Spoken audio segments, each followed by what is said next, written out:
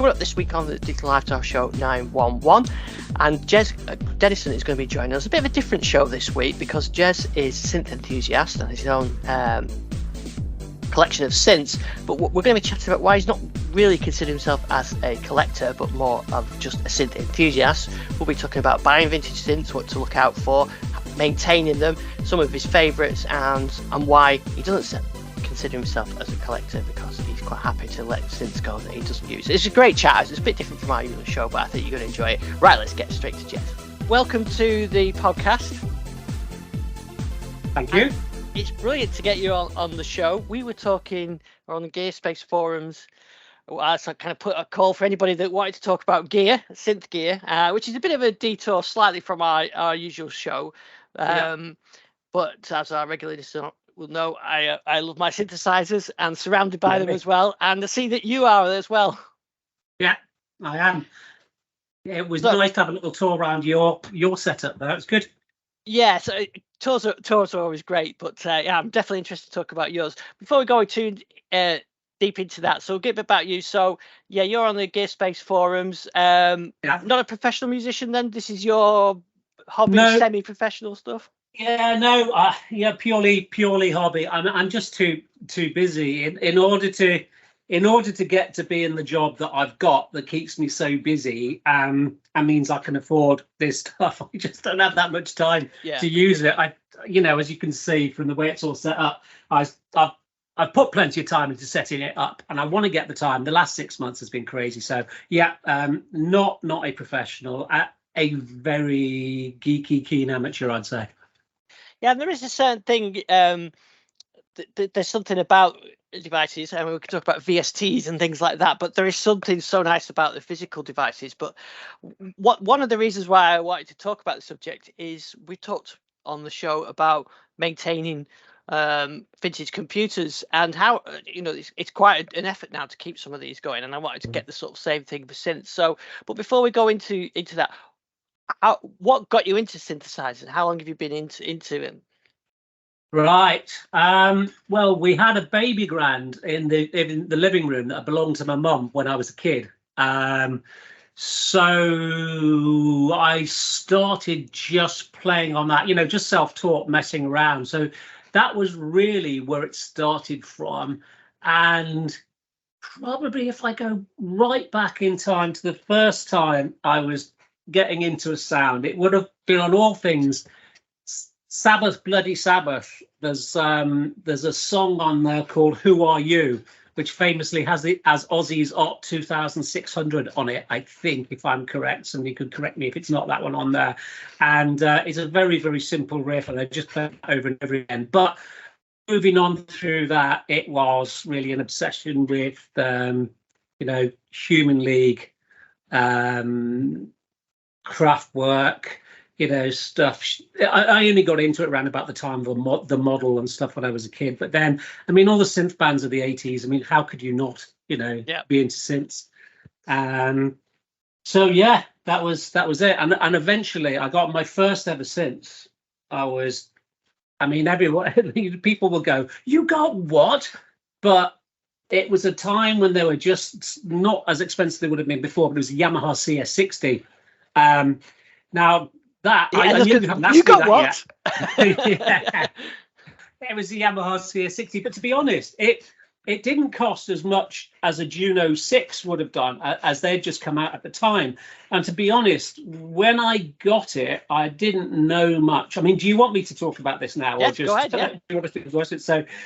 So yeah, that was the first vintage synth I ever had, because it was even vintage when it was new. The Yamaha CSs, they just behave in their own ways. They have their own tuning, the tuning idiosyncrasies. So yeah, my mum actually took me. It travelled all the way up to Anglesey, to what's it called, just by under the bridge there. But anyway, we went all up there to work. I think there was quite a well-known studio with a band back in the day. I haven't looked at it for ages. People might know them, but I got my Yamaha CS60 from there. But I was surrounded by people with Juno 6s and SH101s, and to be honest, for what you were doing back in the 80s, which was, you wanted really, really tight bass lines, and, Juno strings have never been anything but popular. They beat the pants off a CS60.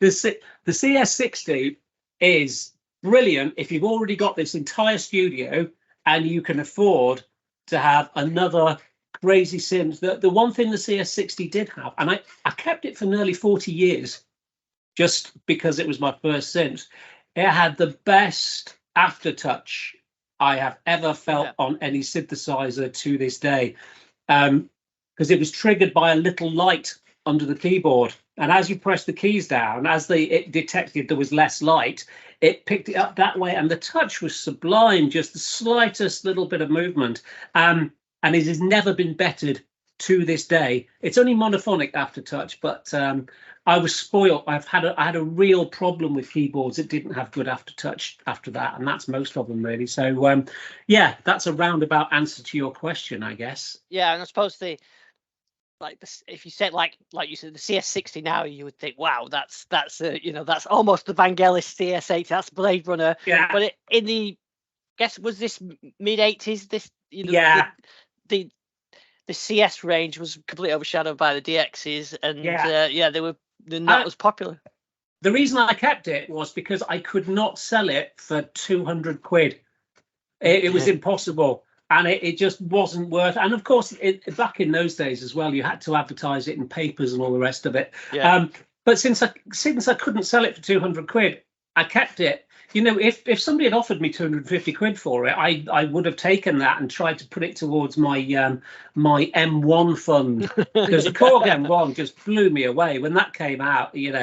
People, I mean, with the D50 before that, but the Korg M1 particularly, oh my goodness. But the problem with the CS60 is it sounds pretty crap. I mean, what one problem is, because it's got round robin oscillators, if you want to do a bass line, so round robin oscillators, you get a different oscillator each time.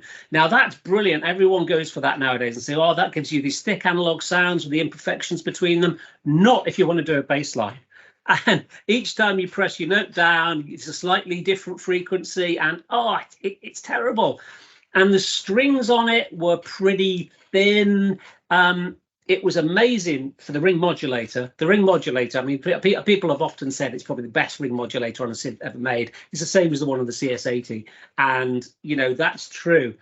For interacting with and using that poly aftertouch, it was superb. But I joined a rock band with it, and when I joined, they went, go and buy another synthesizer. So at that time, I went and bought, I couldn't afford the VX7, so I bought that Casio CZ3000 that was there, because it's the nearest thing I could get at the time to FM synthesis, but also with a bit of analogish sound, because it's got quite thick sounds. So yeah, so that saw me through a heavy metal hair band in the 80s. I played the Cavern with that synth at one point as well. So yeah. CZ had a quite interesting range. I think I played with the 101 at school maybe, but I've never played with them since. Yeah.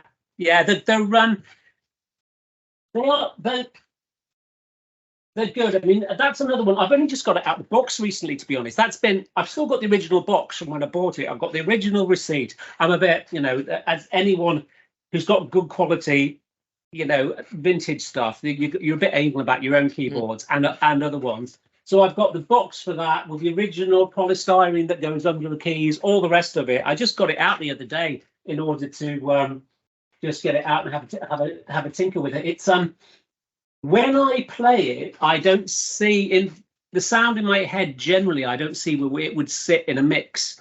But there's one sound on it that I've always kept it for, and that's a mix of a brass sound, and then you layer on top a metallic tinkle sound, and it's just a brilliant sound. I've never heard anywhere else. That's the one sound I keep that synth for, really. Yeah. So that was going to be the questions I was going to ask you, as well as the specific items which you've got. But in general, does the some people say they're collectors. Some people don't want to be called collectors. In fact, on the gear space is, Yeah. pricked a few people's ears up and Yeah. upset a few people. Yeah. I say, are you collectors? Yeah. In the computer community, some people will say they are collectors and have all different ones. Some people say they're ZX Spectrum enthusiasts and just all those. What is it for you? Is it specific synths? Is it? Yeah. Oh, sorry. Carry on. Well, yeah. First of all, would you say you're a collector? And if No. and if not, why not? That's all. First thing I was going to react it. I'm definitely not a collector, because if I don't use something, it goes. And I'm in a fortunate position that I could have twice as many synths in this room if I wanted, just to keep them sitting there looking pretty. And the best example of that I already mentioned to you was the Mini Moog, the Model D reissue, which I had. I had to scratch that itch. Anyone who's into synthesizers wants the first ever, mass-produced Moog synth. They want it. They remember the albums that they heard it on, and we can all list them through Beatles albums or Rainbow albums or whatever genre of music you're into. You heard a Mini Moog on. But you know what? I will answer your question about being a collector in a minute, but I'll answer it through this. It's just not the sound. I always use a phrase, the sound in my head. I know there's a sound, that we're all looking for. We want that particular sound. The problem with a Mini Moog for me was it's just too big. When I talk about a bass sound, I want a bass sound that's just a bass sound, and it sits kind of in that area. It's like I hear an SH-101, I hear a rubbery bass, I hear it quite deep. The thing with the Moog a lot of the time, when people are talking bass, you get this massive sound with all the frequencies in it, loads of top end, and it's just too much. And when it came to doing, lead lines, Wizzy Moogie lead lines, loads of synths can kind of do that for me. And the thing that really annoyed me about it is the modulation. Well, actually, the modulation wheel, that's not really a problem. It didn't go to zero. It didn't go back to where it should have been, as I remember. But it was the pitch bend wheel. It was indented in the middle so hard that to move it at any point from the center, you had to overshoot what note you actually went to. And you just couldn't control it. And it wasn't sprung back to zero. It was one of the situations in which being slavishly correct to the original model was a ridiculous idea. On the new Mini Moog, they've got rid of it. They've actually gone back to a center indent, or a spring-loaded wheel that it isn't so stiff that it's unusable. And to answer your question about being a collector, it just wasn't for me. So I would love, you ask about regrets, and particularly now when they were selling for like $6,000 or whatever, I picked mine up for $3,000 or something back when. I would love to have it just sitting back there. And the other thing about it as well, actually, it's got one of the best keyboards I've ever played.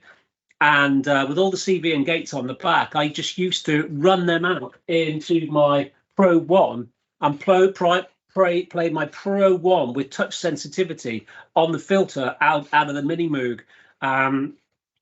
Superbly built thing, absolutely beautiful.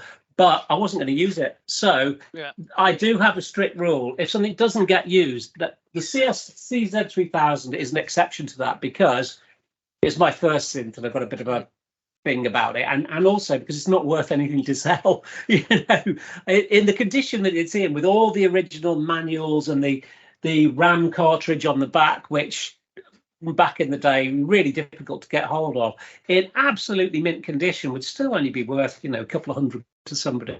So I'll hold on to it and see what happens. But not a collector and an enthusiast. But you've also kind of got me at a point where I don't really want anything else. I kind of hit a point where I want to not buy anything else, because I've pretty much got all my bases covered, except there might be exceptions to that rule, which we can talk about later if you want. So a long answer to your question is not a collector, just somebody who has a specific reason for each one of the synths he's got. So so you got the CZ. which you, Mhm. like you said, that was kind of what you used in the group. When you Yeah. started getting into synths as a enthusiast, like you said, what was the sort of the next thing that you got into? What was the first one you bought Okay. then? Well, okay. So later on, so we'll go through all the back in the day using Roland Juno 6s, waiting for the 60 to come out, then the 106 and the SH101, because a lot of my life was around Roland stuff, because it's what was in the shops back in the day. Hesse's in Liverpool, which I think the Beatles used back in the day, was the main place. That and Korg. So really, I went through the way it happened for me was I spent a long time in education. I spent years and years doing high degrees and a PhD, amongst other things. So I was skint for many years from that early point. So I couldn't get into buying. If I could have rebought all the synths in the mid 90s and stuff when I was at university, then I would have just bought whatever I could and got my hands on it all. So it was quite a thin time until I got to a point where I've got a decent job now, and I can buy. So I don't waste money on synths, because one of the things is pretty much every synth here is worth more than I paid for it. So it's not an issue. Really, it started with, I mean, the thing I really wanted above all was the Oberheim OBXA. That was it. That's the one.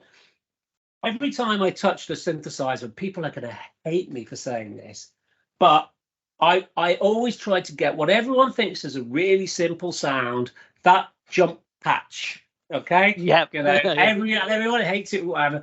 But if you grew up in the 80s and you were in a hair metal band, you would have played that as a cover, and you would have been going, "Why can I not get this sound out of Roland?" Actually, Roland Juno 660 back in the day wasn't too bad, for a pub rock covers band. But no synth ever in all the years I was trying to get that sound, no synth ever could.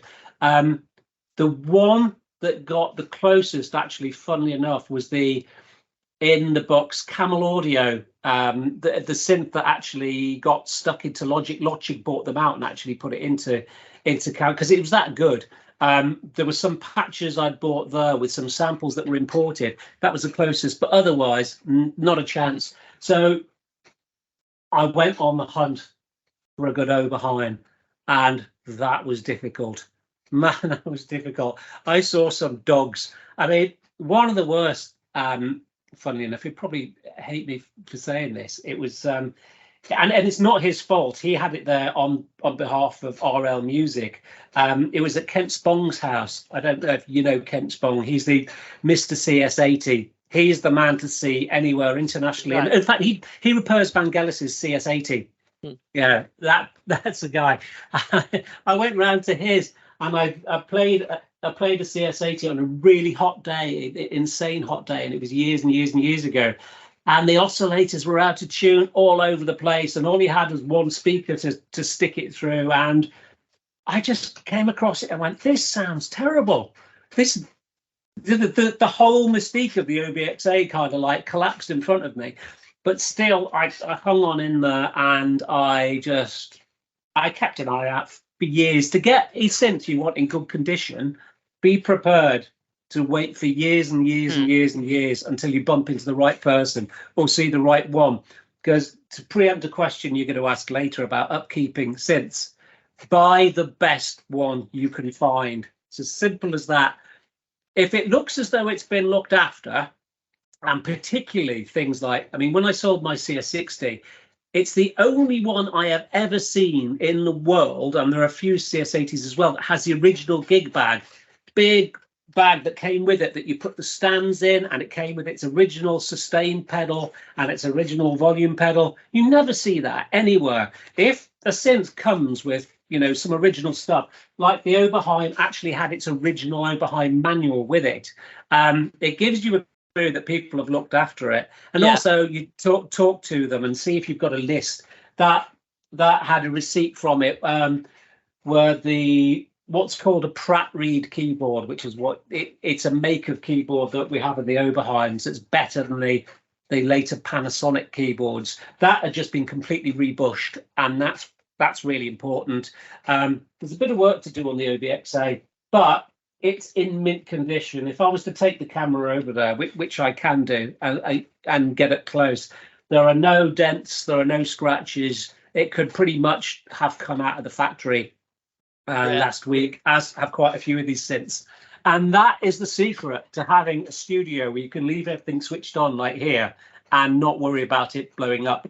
Get good ones in the first place. You know, do not buy a dog that you get cheaply that's been gigged to death and has broken keys. And you know, well, actually, it's funny. I once saw Hawkwind's Jupiter 8. There are two of them out there.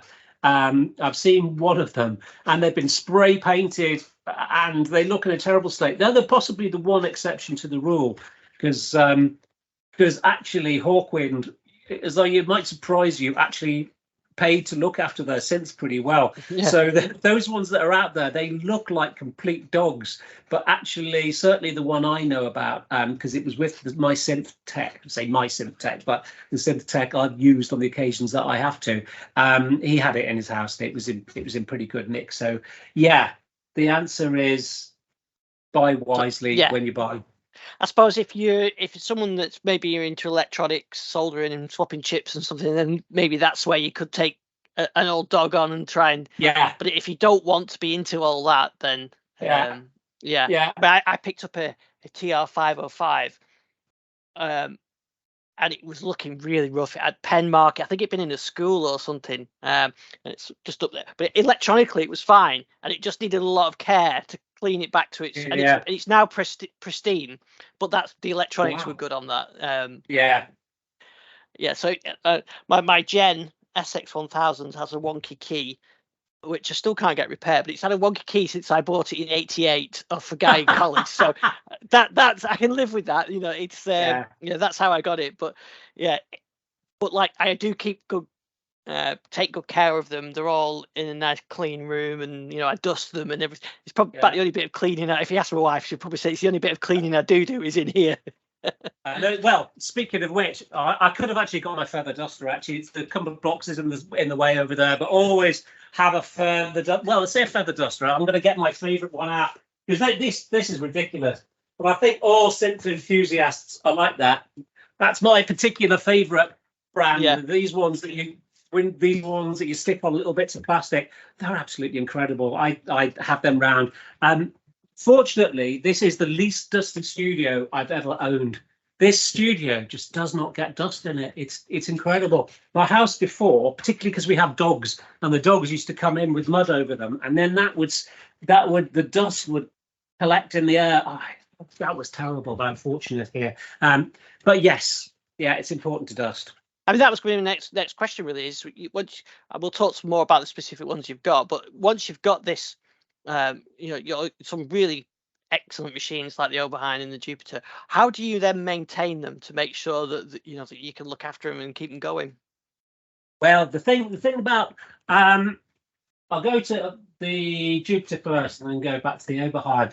The Jupiter, again, was bought wisely. I was really fortunate, but you hang out there, and again, as I've already told you in the stories, I've looked at Jupiter 8s. I've laid my hands on them and I've said no, thank you very much, and walked away from them. It's not a case of you just get to see one of these synths once and it's there for a price and you just buy it. Well, you can do that, but you might end up in trouble. That synth though in particular, and I wish I could remember the chap's name now, because I need to be able to trace the history of it for a while. That had been meticulously brought back up to date. The sliders on the Jupiters are unobtainable now. You cannot get them. So they had all just been completely serviced and brought up to date. And I think one's replaced with the originals when I got it. It had a Kenton MIDI kit installed, and the guy who had worked on it and did a lot of work on it is very well known in synth circles again. So I knew that I had a brilliant background with it. Having said that, one of the things about Jupiter 8s, and one of the reasons people like them, and Roland stuff in general. Here's touch wood. I am going to go and touch wood because the Jupiter 8s are really reliable. That's one of the things about them. They are very reliable. The synth says, you know, they're really good, and if a voice goes, if he has a problem with it, he'll just swap one out of another machine and pop it in. But just are reliable. You can buy new power supplies for them now, which are less noisy. They're really expensive. But having said all of that, I thought I had an issue with it. But I think the thing is, if I press retune too many times off it, I did that once, and it had a little bit of a fit, and it stopped. And the tuning started wandering, and I thought, oh no, this is going to be a big issue. But it just went away. It just cleared, and it went back to normal. So with the Jupiter, I'm touching wood, but I do know a tech in South Mid Wales who's, you know, within 2 hours drive away. Because the other thing about vintage synths, and I suppose it's the same with computers, like I said, my first ever synth, I drove all the way to Anglesey to get it, you know, when I was 14 years old or whatever. Well, my mum did anyway. So the idea of driving 2 hours to drop a synth off and then come and pick it up another time, it is no problem for me at all. That's what I do. The problem is I probably have to wait 6 months. Having said that, somebody said that the people, I think, was it Sound Tower, Soundgas. So somebody said something about a workshop somewhere where they've seen them stacked up 6 Jupiter 8s high, where they work on them all the time. I don't know if that's true, so I don't want to spread any rumors and stuff. But I know I can get the Jupiter 8 fixed. It can be done. Now, the Oberheim. One of the things, it kind of goes back to what I've said about the CS60. People who haven't really had to spend a lot of time with out of tune vintage synths go on about the richness of the sound and the variance of the tuning, and it's a pain in the ass. Yeah, it gives it a certain sound, but really no. On the Oberheim, it's 95% okay. But the one thing, again, the Oberheim round robins, and that's relevant for bass notes, as I've said before, because if it round robins on bass notes, you want to hear something exactly in key, in tune, and the same filter opening pretty much every single time. Whereas when you play polyphonically, it's quite nice to have variances. So the Oberheim, it is, as long as you press, you tell it to retune itself every 20 minutes or something, or well, not that often, but it's pretty good. But if you transpose right down to the bass end, when I was listening to some VSTs that are out there that are purporting to be OBXAs, and to be honest, there's only one that I think does, but the other ones, they had all these amazing bass sounds that sounded like SH101s or, you know, Pro 1s or something, and the Oberheim just doesn't sound like that at all, because it has some innate issues. And one of the things I am going to change on that to bring it up to date is the caps, the capacitors, the power supply.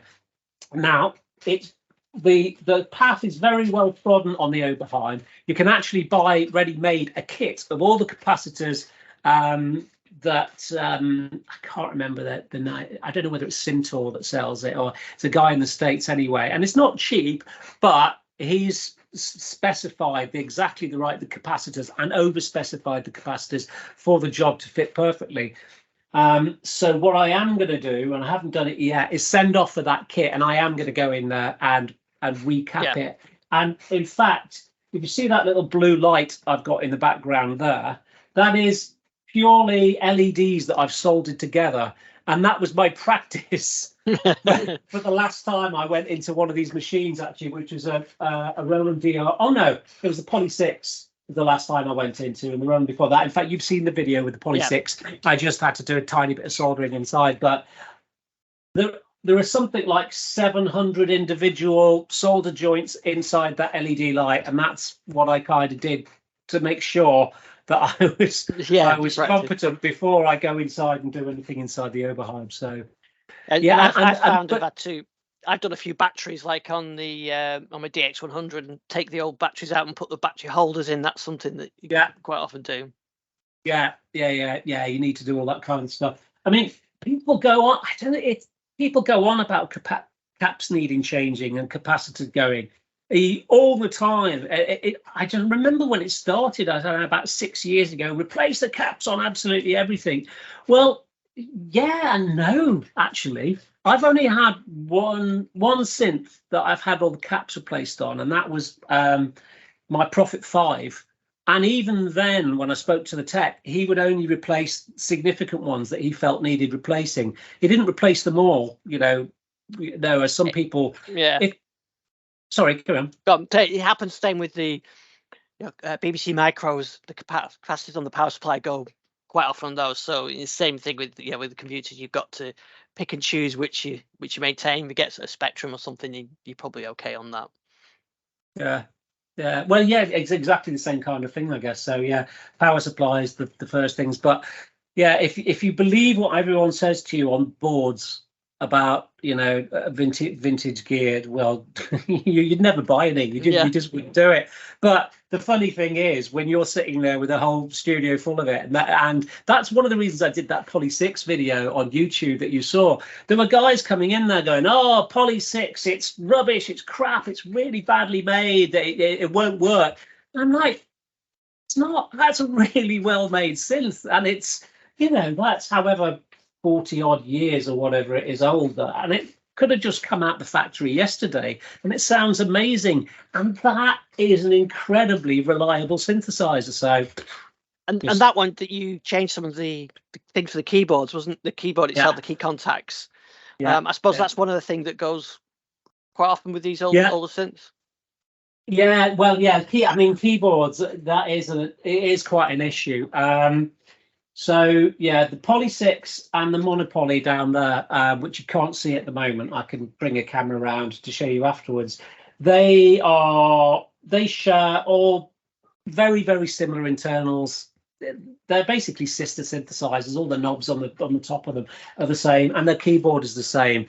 And there are little rubber. I wonder if I've got any knocking about. No, I don't know what I've done with them, but there are little rubber contacts, strips that go underneath the keys that have a little carbon contact which comes down and touches a gold strip underneath to make the key contact. They wear out over time, and in fact I suspect on that it might have been drink damage, because there's a gold strip underneath those keyboards, and in that one the gold strip actually is really good in the middle, but at both ends it's rubbish. So it's either been played like that for years and years, or somebody spilt drinks over either end where they've plonked something. But having said that, company in the States, and more often now people are actually manufacturing spurs for stuff.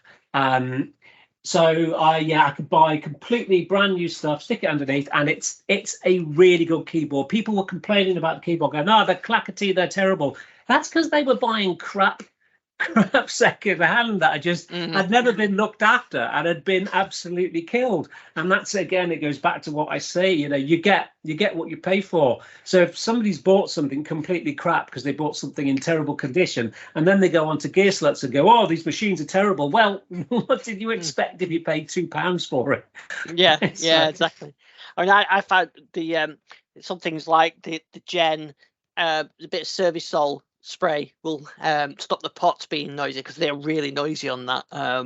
But they've been like that since for 40 odd years. I just haven't bothered to change them. But it's just a bit of cleaning and maintaining every now and again. Service-all. What's service-all then? Because I hear all these different things about key contacts. That a lot of people say deoxit, and then other people say don't put deoxit on anything. No, I don't use it on the. This is the service-all. I don't use it on the keyboard. But it's just a sort of switch cleaning lubricant, so it's great for sliders, pots. It's not conductive, so on the Gen, which has got all the pots on them. It's great for that. That's good to know, because I've been afraid to get deoxy. I didn't mean for the keyboard. I did mean for contacts, because that was one of the problems with my CS60. Actually, the entire time I had it, any time I touched the volume knob, I just crackling everywhere. But I was always afraid to use the wrong stuff on it. So thanks for that tip. The RX5, one of the buttons on the keypad didn't work, and it looked like a really incredibly complicated job to strip it down. So I just every day sprayed it, pressed it loads of times, left it, really, and now it's actually okay. So yeah, it does work. But it was the Gen was particular when I've sort of refurbished that. It was particularly good for cleaning those pots up. But it probably is. I mean, it wasn't the most expensive pots in there, and I think it was 100 odd quid from the K's catalogue or whatever it first came out. It was, it was a budget one, but yeah. So having this stuff, and I suppose having a basic understanding of electronics as well, because it is something that's important. Actually, I should mention as well, you posted the video of the Poly 6 replacing the keyboards, which I think is very handy if anybody's got a Poly 6 and thinking of doing that. It's a video that's worth looking out for. And plus, if you're just interested in Poly 6 on the insides, it's quite interesting as well. Yeah. It's funny, I never intended to do that vid. I've never done any YouTube stuff at all. I literally thought, as I'm going to take it apart, shall I take pictures? And then I thought, I'm too lazy to take pictures, so I just stuck a camera up and recorded it. So yeah, I'm quite pleased with that. I did one with the DX100 battery. I was just about to change it. I thought, somebody must. I was Googling it, so somebody must be doing the same thing. So I did do that. The DX100 one as well, yeah. So I had the same thing. I kind of had it all set up. I thought, oh, I should video this. So at least someone can see it. But I suppose the other thing, do you find that you have to get like service manuals for this kind of thing, or is there enough information out there that a bit of internet searching and get what you need? Well, I tell you, funny enough, when I had the Prophet 5, just as an aside, not only did I have the manuals with that, and when I say the manuals, I mean big ring binders, the hard-backed ring binders this thick, for all the manuals in it. The service manuals it came with originally, with fold-out stuff inside, it was phenomenal. Everything was with that synthesizer. And again, this is the kind of thing with if you buy off kind of collectors who want to sell and people who are really into the synths, you get things in absolutely incredible condition. So that's just an aside. I had all the service manuals actually supplied with the Prophet 5 from you. Now, see how many Prophet 5s you go out there and look at today for sale that have any of that stuff with them. They none of them will. If you find one that has, that synth's been looked after since then. So now most stuff's out there. But more important than most stuff being out there is, for all that you have a load of people on GS, on Gearspace, that don't necessarily give the most helpful information, and are probably more in there to because they want to get a Behringer really, really cheap than anything else. There are some total experts, and even GS itself. You can go on there and you can find such specific information and rebuilds. There's one guy who's got a site you might have seen who's rebuilt a Jupiter 8 from scratch. It was like a barn find. It was completely rusted. He's had all the rust taken off. He's had to go to screen printers to learn how to exactly screen print on the surface. Everything you can do on that, in fact, including for the vibrato knob, which is why it had gone yellow, and he learned a way of putting, I think it was hydrogen peroxide on the surface and leaving it in a plastic bag in the sunshine for a day to get it back to exactly the right shade of white. It's all out there, that for the synths that people really want, that the information's there. It's not that difficult. So let's talk about some of the things you have got then. So I suppose in order, the things that you enjoy playing most, would say that Jupiter is one of your faves. Well, to be honest, the SH101 is. I mean, I'm a player, so I like polysynths. So funnily enough, although I'm a player and I like polysynths, as soon as I come to a synthesizer, I just play rubbish chords. I'm much better on the piano. When I play the piano, I can sit there and do like Billy Joel numbers and stuff for ages. But I tend to just go into an 80s frame of mind. So yeah, I mean, really, the SH101 I absolutely love because you cannot touch it and get a bad noise out of it. It's a phenomenal synthesizer. It's so easy to use. But yeah, the Jupiter 8 and the Oberheim, of those two, there's just something about the Jupiter 8. You sit down at it sometimes and you just think, oh yeah, it just sounds like a Roland keyboard.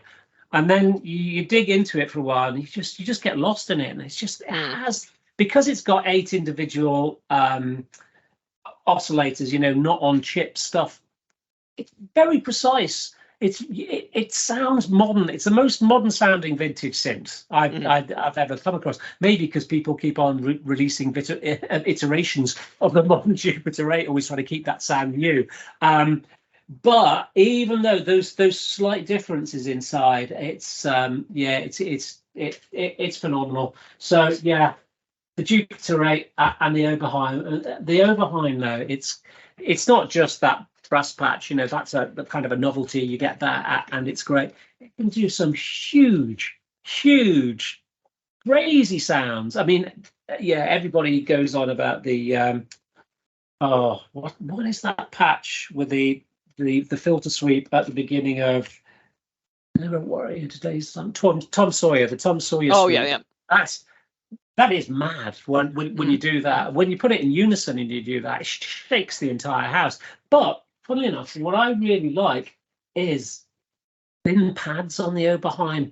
It has a texture and a sound in the pads that they remind. I think of Prince when I hear them for some reason. I don't know. Yeah. But there's these beautiful pads. They're not thick and in your face the way, you know, a lot of people think Oberheim should be, and you can get that out of it, but they just do something that the Rolands don't do. They sit in a different space, and yeah, they're really beautiful. So for the polys, they're the two, and then of course you got, so they're the two oscillator per voice polys, and then you got the other two that everyone thinks of in the same breath as the Korg Poly 6 and the Juno 106.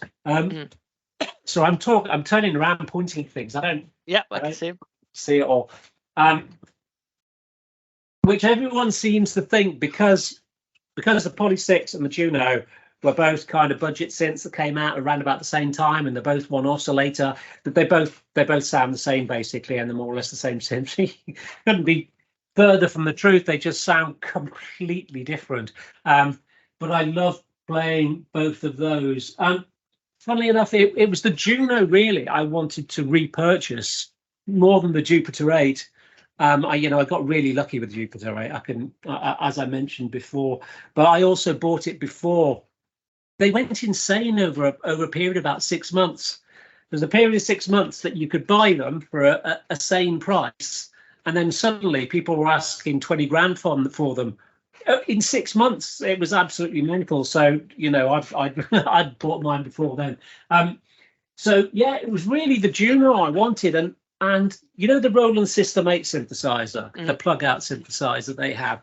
I really like those. I'd have one of those in the studio if the keyboard wasn't so rubbish. I just cannot bring myself to play that horrible plasticky 4-octave thing. I just wait till they bring out something new. They haven't, and they probably never will. But when I played that in the shop, it was the Juno patches I was interested in, not the Jupiter patches. But I think that's because the Juno plug out from Roland is so good, it's indistinguishable from the real thing over there, I have to say. The whole thing about having the synth in front of you and being able to program it quickly is a whole different ball game. But sonically, yeah, you're really not missing out. However, with the Jupiter VST, I mean, it is very good. For the very simple pads, it's pretty much indistinguishable. But if you want to get into oscillator sync sounds and things like that, there's a difference. You can really tell. So when you're saying what do you like most, I would have thought it was the Juno 6, and I would, you know, actually wouldn't particularly prefer the 8. But what I tend to do is if I'm not in the box, which is actually I do most things in the box, to be honest, but if I'm just I hate this word, I'm going to use it, but jamming. I mean, you don't jam on synthesizers. Everyone says, oh, I was jamming. No, jamming is 4 men in a room or 4 women in a room who know how to play instruments. That's jamming, not just sitting there pressing buttons on stuff. But okay, if I am sitting there just pressing buttons and stuff with the drum machine, I'll start off on the Juno always, because it's, well, they've both got MIDI, just because it's so easy to get sounds you want. Yeah. But very often then I'll switch the Jupiter on and then I'll just carry on using the Jupiter after that because it sounds better. It really does. Again, somebody on Gear Sluts the other day going, oh, I'd much prefer the sound of the Juno anyway. The Jupiter 8's overhyped. Well, you obviously haven't got both in the same room, have you? Because it's not. The Jupiter 8 does sound really, really good if you like that sound. And that's a Prophet, is it behind you? Is it yeah, so there's a Pro sequential Pro 1 up here. Yeah. Yeah. So that is the synth. I mean, not this particular one, but that was the big Vince Clarke's favourite that he's always gone on about. Actually, at the moment, I'm triggering it from the Arturia there. So you can actually get touch sensitivity, like I was mentioning at my Prophet 1. Yeah. So yeah, that's the synth that I can't remember. I've forgotten off the top of my head now which song it was. There's at least one of his songs where pretty much every sound on it was the Prophet 1. He just multi-tracked the Prophet 1. The Yazoo. Yeah, track, Only You. Was it Only You? Yeah. It's one of those anyway. Yeah. So I mean, and was all over Upstairs at Eric's and all those kind of albums back in the day. And to be honest, I got a Pro 1 because I wanted a Pro 1. I mean, that is a bit collectory, but as a kid, I'd looked at the adverts and I just loved the kind of Celtic font on it. Yes. They always look so mysterious. And I just remember always looking at Vince Clarke on Top of the Pops, which we have in the UK here. It used to be the show that we'd all get our music from on Thursdays, and watching him play one. And I just, just wanting one. So I've got it, and it is good. Now, when I was talking about round robins before, and again, I keep on talking about the Prophet 5, I had the Prophet 5 and doesn't round robin. It always starts off with the same note. So one of the things about a Prophet 5 that it's really good for is if you want to play bass sounds on it, it's fab because it doesn't round robin the way the OBXA does. If you try and play stuff on the OBXA, just forget it. It's not a bass synth. So the one thing I did like about the Prophet 5 was the fatness of its bass end. So I just kept the Pro 1. Sold the Prophet 5 because again, my rule is if you don't use it, it goes. So I can get all that I want from the Pro 1. And in fact, that's why actually I thought I'd wear this. It was drying on the line as I came in here earlier on. It was just a little bit damp, and I thought I'm going to wear that because it's ironic. I'm going to wear this T-shirt and actually say, do you know what? I'm not actually that fond of sequential circuit synths, but the Pro 1 is good and it does get used. So I mean, there are certain sounds that are just Pro 1 sounds, some bass sounds that are just absolutely. In fact, that's the reason I finally got it. It was because I watched somebody demoing it, comparing it to other synths, and I was like, that's that bass sound in my head. And that is really why I got it. But I can go back to the Prophet 5 about why I didn't keep it if you want, or I'll carry on talking about different. No, my next question was going to be sort of what have you sold and sort of think was the right choice, and what have you sold that you think, I wish I hadn't done that. Yeah, well, the Pro 5 was definitely the one because I'm in an unusual situation here where most people aren't, so they can't tell you this. I had the Prophet 5 sitting between the Oberheim and the Jupiter 8 in a rack. I've got pictures of that. It's kind of like, you know, it's one of the ultimate kind of racks. You just look at it and it's kind of like, that is stupid. But I never played the Jupiter 5 because never played the Prophet 5 because the Oberheim and the Jupiter 8 sound better. Now you hear people now are going to say, this is not true. I've just bought the new Oberheim, the new Prophet 5 and the new Prophet 10, and it's the most amazing synth in the world. No, it is. If I had only the Prophet 5 on its own, I would really like it. You'll get all the pads that you want. It's got good oscillator sync. The oscillator sync's nothing next to Jupiter 8. If you put a Prophet 5 next to a Jupiter 8, that's oscillator sync, not what the Jupiter 5, Prophet 5 does, regardless of what anyone says. It only had 5 notes of polyphony, and it goes in the name, but some people say that's great because of note stealing. Absolutely not. It drove me nuts every time I wanted to play, play chords, 6-note chords, and there was just one missing. But the biggest problem with it was it just didn't sound bright enough. And I don't know whether it's at all relevant, but I mean, one of the things I was always doing on it, well, there were 2 things. I had to add a tiny bit of vibrato to absolutely every patch to give it a little bit of life, to make it a bit more of what I wanted. Once you did that, it was brilliant.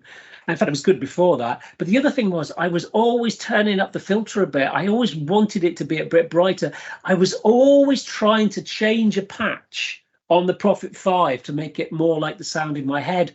And I could never really get it there. Whereas these 2 synths, I was there. And I don't know whether it's got anything to do with it, but famously, the new Prophet 5 came out with a chip in the wrong position, and they all came out, and they were really dark sounding synths. And it's amazing the number of enthusiasts who came out. They got their new synth, and they went, "Oh, this is the best sounding synth in the world." And then a few people were going, "This sounds a bit dark. It doesn't sound right." And then they had to come out and say, Dave Smith, RIP, wonderful guy and all the rest of it. He said, my top end hearing hasn't been there for years and years and years. I just didn't notice it, when we quality controlled the synths, and then they corrected the chips, and now they sound the way they're supposed to sound. But I would say for me, I like a slightly brighter sounding synth. So Prophet 5, if I was a collector, I'd still have that in here because it looks amazing. That in fact, I used to have that with a mini Moog sitting above it, all in wood. Those 2 things looked absolutely incredible. And if you want a cool looking studio, I'd have kept both those things. But both those, they're the biggest, I think, vintage stuff that has gone, really. I mean, all the other stuff's been digital things in the past, I don't know, Korg wave stations. I love the Korg wave station. Yeah, I do. I did that. If that's the one thing I would like to still, if I had space, maybe I'd like a digital wave station. I've got the VST, but I think it's from the being a Genesis fan, that We Can't Dance album's got the wave station all over it and the warm pad sound and all that kind of stuff. So big fan of that. I didn't actually know that. I didn't know that. Ah, that's interesting. If you listen to Fading Lights on We Can't Dance, the solo and the chords and everything, it's all wave station. Wow. But it's digital, isn't it, really? So the VST is actually pretty good, and the mod wave has actually got the waveforms from the VST, from the wave station in it as well. So I've recreated that Fading Lights patches on the mod wave. But I know what you mean. Digital ones haven't quite got the same. I think I mentioned when we were chatting, I sold my JX3P and programmer about 15, nearly 20 years ago. I really wish I kept that one. I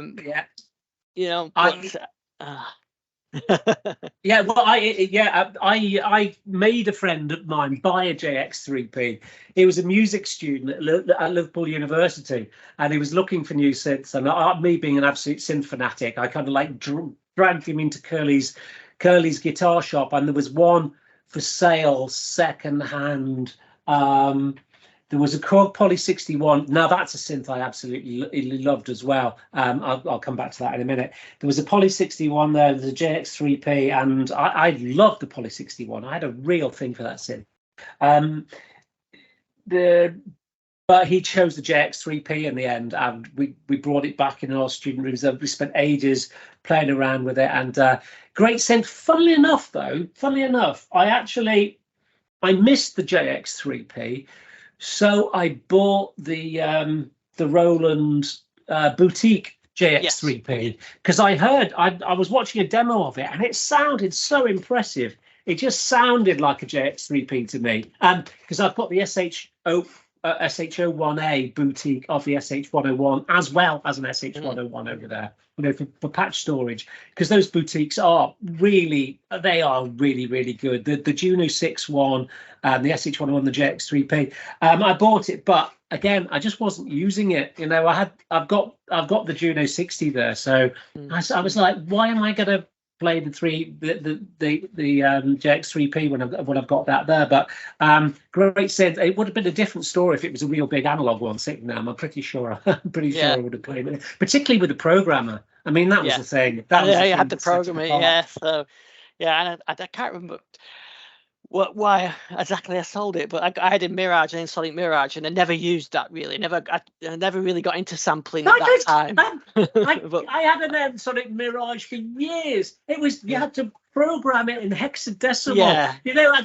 It's utterly ridiculous. You get lots of people going on about that amazing Mirage sound, and actually, it did have there was an electric piano sound on it. That's the only one I ever used. Yeah, absolutely. Yeah, absolutely. And there's an acoustic piano as well, which was better than my DX100 or the JX3P for that matter. But yeah, I think I sold it.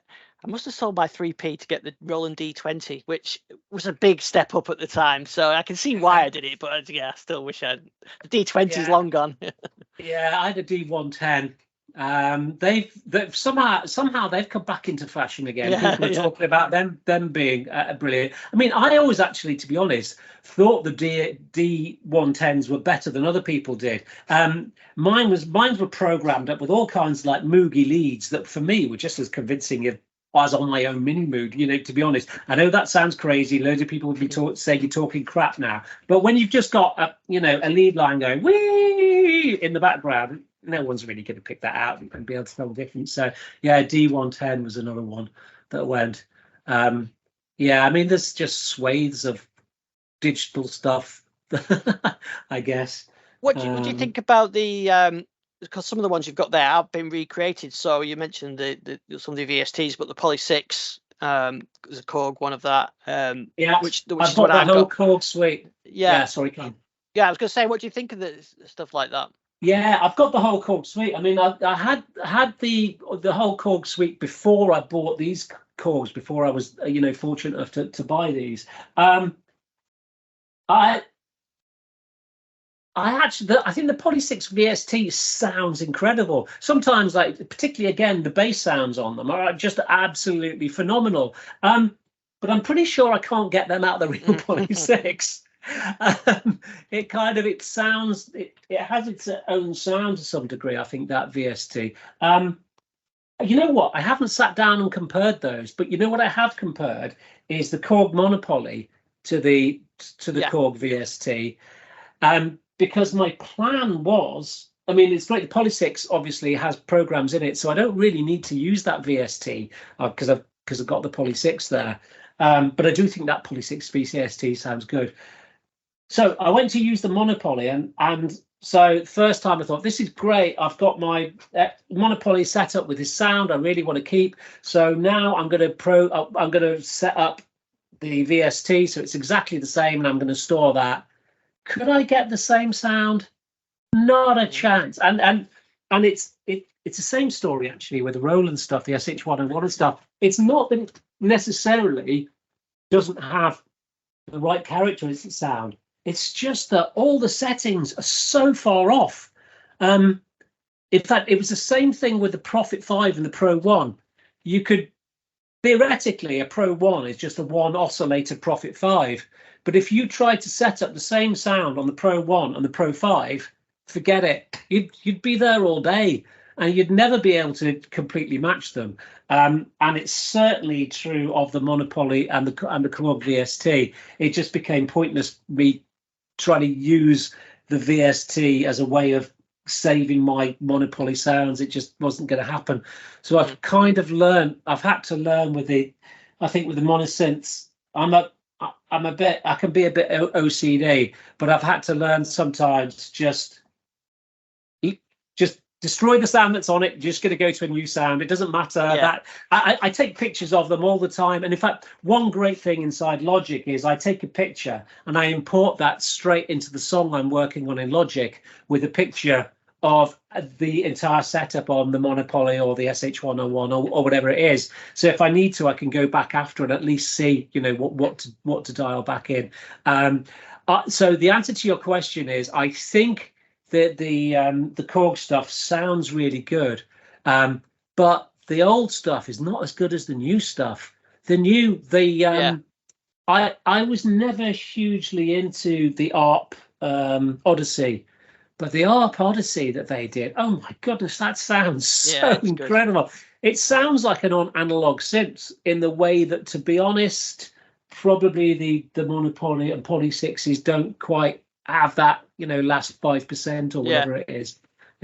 So it is quite interesting, but I think even if they've got the total one-to-one, like you said, having the hands-on control just makes a difference. I've got the mod wave. I'm the mod wave native, and I use the mod wave for everything. But then when I come to finishing up writing that particular track, I'll say, right, okay, I'm happy with this sound now. I export it to the native and use it in the VST and then move on to the next track with that. So but having that hands-on feel, I think, is what really makes a difference. Well, that's the thing about having all this gear. In real honesty, if I ever get in and I'm going to finish a track, and depending on what kind of music is, particularly if it's any kind of electronic-y music that isn't necessarily about the expression in the songwriting itself as much as how it just sounds or fits together, I would do most stuff in the box. So I love SH101s. I've got an SH101 there in absolutely mint condition. It's got the shoulder sprocket. It's got the little wheel. You have to have that. I'm not a collector, but but there are just some certain things that you want. I wanted one in blue, to be honest, but I'm really pleased I got one in grey in the end. I have got that. I've got the original SH101. I have got the SH01A boutique below it, and I also have the plugin, which I own separately inside the computer. And again, if I try and set up either the SH01A or the plugin against the original, I never get that sound. I've done it. I've literally spent 2 days trying to get exactly the same sound with all the knobs in way different positions and having to approach it by doing filter, the way you modulate the filter rather than actually how much you open the filter itself, if you see what I mean. All kinds of little tricks to try and get there, and just cannot manage it. Does that mean that the plugins sound bad? No, because they totally capture the sound of the SH101. They totally capture it. It's just they won't get that exact sound that it is easy to set up with your fingers. So in the box, I'll quite happily use an SH101, a VST, for slotting something in a track, because I know I've got really good patches that work really well in it. But the difference actually with all these synths is they're about inspiration, and that's what people don't get. You sit down at something like that, and it makes you want to write a song. And it makes you want to reach out and change a sound and get all geeky. VSTs don't. Oh my goodness! And that's why people, of course, they get editors for the VSTs, don't they, to make their lives easier. So yeah, I posted just recently in a Jupiter, well, not a Jupiter 8 thread. There's that new Jupiter 8 made by Black Corporation, the Ice 9.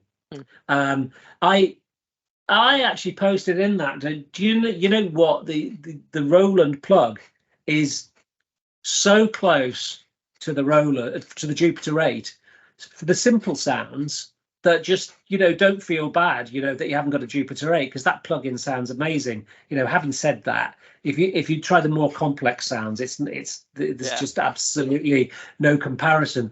But, you know, if you are in the box, you can write perfectly good tunes. There's nothing that is going to stop you writing a hit. It's just that, as you say, the inspiration and just the joy of being in a room and having everything rigged up. I mean, everything's MIDI in here, is ready to go straight away. Yeah, it's completely different. And also, every little bit of gear in here has a particular trick up its sleeve. It has that one thing that I want to go to it for.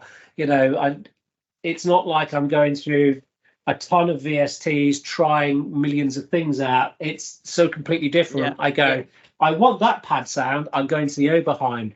I want that pad sound, or that, you know, oscillator sync sound, I'm going to the Jupiter 8. I want something that sounds a bit like a 70s organ or brass patch or whatever, I'll go to the Poly 6.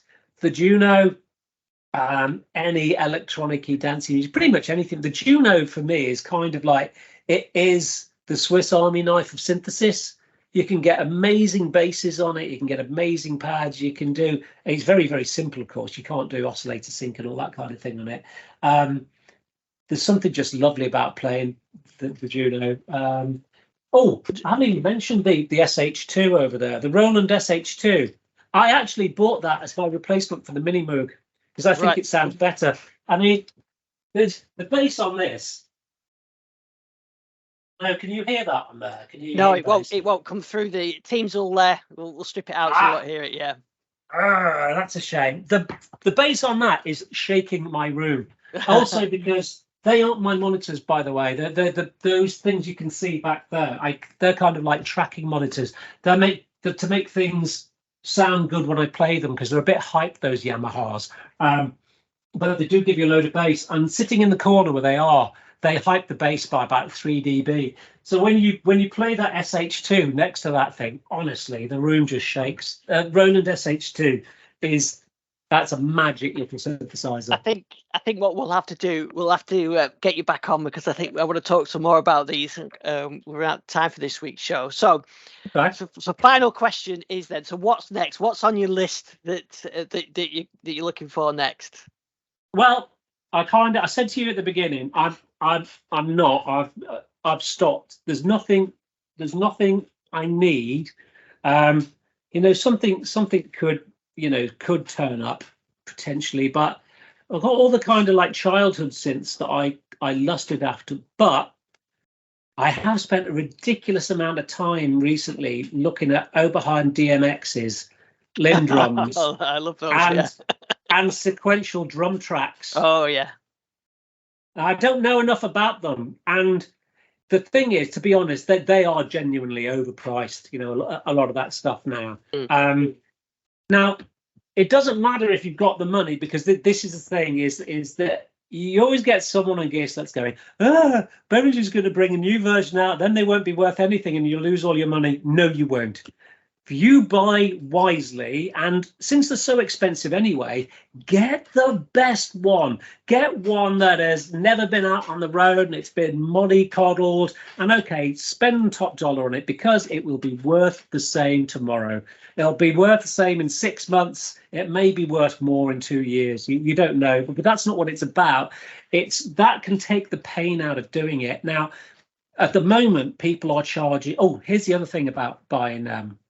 Final thing, we're out of time, so very quickly, do not believe the prices that everyone says on GS. You know, they go, oh, these synths are selling for this many £1,000. They haven't even bothered to look at, at Reverb or anything to see what they're selling for. But if you know people selling stuff, and if you do it a lot, as I was a while back, get to know certain people, and the prices are very different. When people really want to sell gear and they know you've got the cash and they know you really will just go, yes, I'll buy that, they will offer you things at prices that you would never have thought of. So at the moment, Oberheim DMXs are too expensive. that people are charging about $1,000 too much from them. But I am keeping my eye out there. And I'd quite like an Oberheim DMX, I think. Because I'd like a drum machine in here that sounds good. That's it. I think that's kind of a core thing. If you're a synth thing, the drum machine is part and parcel with it. That's why I've got a couple of machines up there really, but I end up using the drum most of the time because that's so simple and easy to use. So, and it's a cheap thing. So. I'm interested to know about your hack to get sounds in there, because that sounds like it could be right up my street. If I could stick a load of Lynn samples in there and DMX samples, I might be able to get over this little bit of gas I've got at the moment for a drum machine. I'll send you some links. I think I've got a video about it one. So yeah, I'll send you some links on that. I will include a link to the Poly6 video because I'm sure anybody with the Poly6 will definitely want to know about that.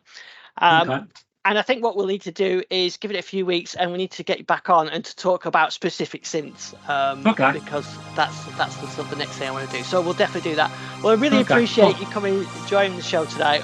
Absolutely amazing. I love my synths, and it's not that often. I usually get to talk about it to the other hosts, so it's nice to be able to talk to someone else about it. So that's why I definitely want to do this again.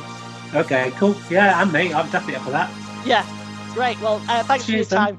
And you. Thanks to Jezz, really enjoyed that. What a interesting chat that was. I know it was a bit different from our usual one, but I hope you enjoyed it. You can get in touch with me, ian@richlifestyle.com, at i6 on Twitter, all usual places. Thanks for watching.